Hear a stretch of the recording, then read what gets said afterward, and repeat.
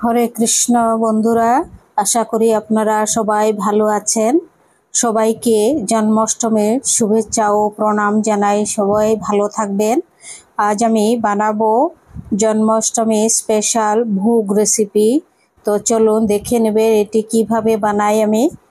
প্রথমে এক বাটি আমি ছোট চেনা বাদাম নিয়েছি, তারপর রাঙা আলু, তারপর একটি গাজর, একটি পেঁপে, আর একটি লাউ, আর একটি হচ্ছে মিষ্টি কুমড়ো। তো ওগুলো দিয়ে আমি ভোগ রেসিপি বানাবো। তো চলুন এটি কিভাবে বানাই দেখে নেবেন। প্রথমেই প্রেসার কুকারে আমি বাদামগুলো সেদ্ধ করে নিচ্ছি। এক বাটি বাদাম নিয়েছি ভালো করে ধুয়ে। এটি 4টি হুইসেল দিয়ে সেদ্ধ করে নেব। এবার দিয়ে দিচ্ছি 1 কাপ গরম জল।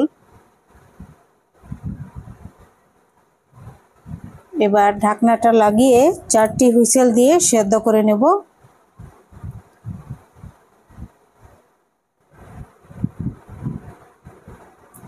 সেদ্ধ করা হয়ে গেছে। বাদামগুলি খুব ভালোভাবে সেদ্ধ হয়েছে, দেখুন একদম সেদ্ধ হয়ে গেছে। এবার এই সেদ্ধ করা আমি বাদামের মধ্যেই দিয়ে দেব কেটে রাখা সবগুলো সবজি। রাঙা আলু, তারপর মিষ্টি কুমড়া, লাউ, তারপর দিয়েছি একটি গাজর, পেঁপে, ওগুলো দিয়ে দেব। এবার হাফ চামচ সন্দক নুন। এবার ঢাকনাটা লাগিয়ে 1 কাপ জল দিয়ে দিচ্ছি। 1 কাপ জল দিয়ে ঢাকনাটা লাগিয়ে একটি হুইসেল দিয়ে নামিয়ে নেব। হয়ে গেছে ভোগ তৈরি।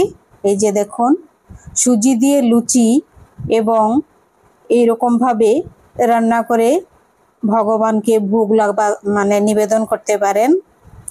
দেখুন খুব সহজেই। আমি ঘিটা আপনাদেরকে দেখাতে পারিনি, অল্প একটু ঘি দিয়েছি আমি। সবার যদি ভালো লাগে সাবস্ক্রাইব করবেন, লাইক করবেন, শেয়ার করবেন।